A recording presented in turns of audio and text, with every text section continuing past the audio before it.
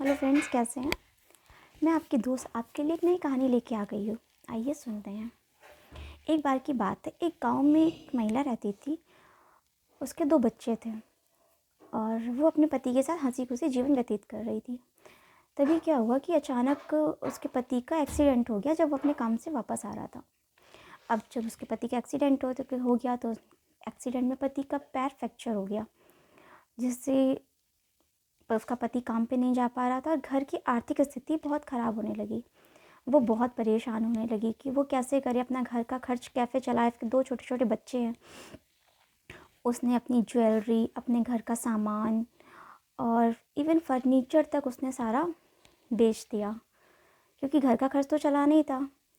अब उसे समझ में नहीं आ रहा था कि अब वो क्या करे, क्योंकि उसने कभी काम नहीं किया था बाहर निकल के, तो उसे किसी चीज़ का आइडिया भी नहीं था कि वो क्या करे। वो बहुत परेशान थी। तभी एक दिन वो जंगल लकड़ी काटने गई। तो वो जंगल में लकड़ी काट रही थी तो वो बहुत परेशान थी।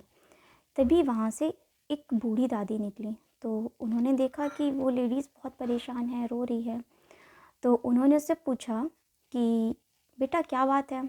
तो ममता ने कहा कि मैं बहुत परेशान हूँ, मेरे पति का एक्सीडेंट हो गया, उनका पैर टूट गया और मेरे घर के हालात बहुत ख़राब हैं। मैंने कभी बाहर काम नहीं किया, मुझे समझ में नहीं आ रहा है कि मैं क्या करूं। मैंने अपने फर्नीचर, ज्वेलरी, घर का सामान सब बेच दिया। अब मेरे पास कुछ भी नहीं है बेचने के लिए। अब मैं अपने बच्चों का गुजारा कैसे करूं, अपने पति की दवाइयाँ कैसे लाऊं। तो बूढ़ी औरत जो थी, उन्होंने उसकी बातें बहुत ही ध्यानपूर्वक सुनी और फिर उन्होंने बोला कि ममता, तुम वो सब कर सकती हो, तुम एक बहादुर महिला हो, तुम ये सारी परिस्थिति से बाहर निकल सकती हो। क्या तुमने कभी ये सोचा कि तो एक्सीडेंट में तुम्हारे पति की जान नहीं गई, केवल पैर टूटा? क्या तुमने भगवान से इस चीज़ का शुक्रिया किया? क्या तुमने इस चीज़ का आभार प्रकट किया?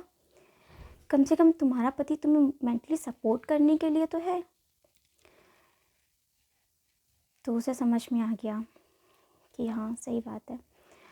उसने कहा कि तुमने अपने आसपास देखो, तुम अपने आसपास चीज़ों का शुक्रिया अदा करो कि तुम्हारे पास घर है रहने के लिए, तुम्हारे पास इतना सब सामान था बेचने के लिए जिससे तुमने अभी तक गुजारा किया, और तुम हिम्मत रखो, आगे तुम कोई ना कोई रास्ता ज़रूर निकाल लोगी। तुम परेशान मत हो, मुझे भरोसा है कि तुम एक बहुत ही बहादुर महिला हो और तुम अपनी प्रॉब्लम का सलूशन ज़रूर निकाल लोगी और जिसमें भगवान तुम्हारी मदद करेंगे। तुम घर जाओ और रास्ता देखो, उन सारी चीज़ों का आभार प्रकट करो जो तुम्हारे पास हैं। उसके बाद तुम सोचो कि तुम क्या कर सकती हो।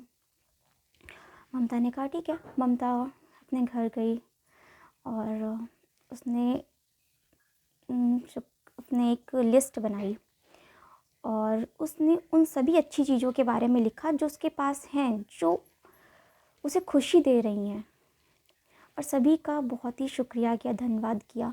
जब उसने ये सब किया तो वो अंदर से बहुत स्ट्रॉन्ग फील करने लगी। उसके अंदर से एनर्जी एक आ गई कि नहीं, मैं तो कर सकती हूँ, मैं इस प्रॉब्लम से ईज़िली निकल सकती हूँ, ये प्रॉब्लम कोई बड़ी प्रॉब्लम नहीं है।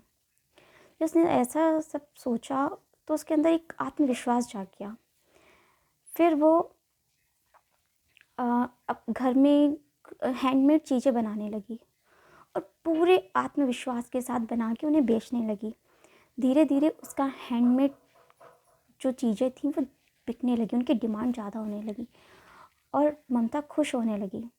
और फिर वो अपनी एक पार्ट टाइम में योगा क्लास भी सिखाने लगी। उसने मेडिटेशंस किया, भगवान का शुक्रिया किया, ध्यान लगाया और वो लोगों को भी इसकी शिक्षा देने लगी और योगा सिखाने लगी। जिससे क्या हुआ कि वो कुछ ही दिनों में बहुत पावरफुल हो गई। उसके अंदर इतना आत्मविश्वास हो गया कि वो अपने साथ साथ जो दूसरे मजबूर लोग होते थे वो उनका भी मनोबल बढ़ाने लगी और जो उसके हैंडमेड चीज़ों का कारोबार था वो भी उसका बढ़ने लगा।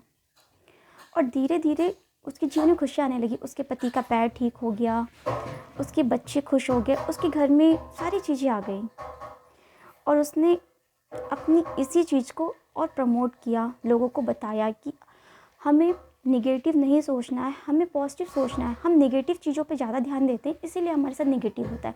लेकिन हम अगर पॉजिटिव सोचें तो हमारे साथ हमेशा पॉजिटिव होगा।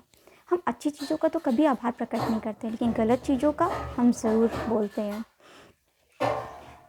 जब वो इतना सब कुछ करके वो बहुत अपने आप को पॉजिटिव फील करने लगी, तो एक दिन वो जंगल घूमने गई। जब जंगल घूमने गई तो फिर वही बूढ़ी औरत मिली। तो बूढ़ी औरत का फिर उसने शुक्रिया किया, धन्यवाद दिया कि आपने जो मुझे शिक्षा दी थी, आपने जो मुझे मेरे जो भी मुझे इंस्पिरेशन दिया था, उसकी वजह से आज मैं कहाँ से कहाँ पहुँच गई। आपका बहुत शुक्रिया कि आपने मुझे वो सीख दी। अगर आप नहीं होते तो शायद मैं इस प्रॉब्लम से नहीं निकल पाती। इसलिए हमें इस ममता की कहानी से हमें ये शिक्षा मिलती है कि हमें कभी भी किसी चीज़ से हार नहीं मानना चाहिए और हमें अपनी पॉजिटिव चीज़ें लेके चलना चाहिए, नेगेटिव चीज़ें नहीं। Thank you.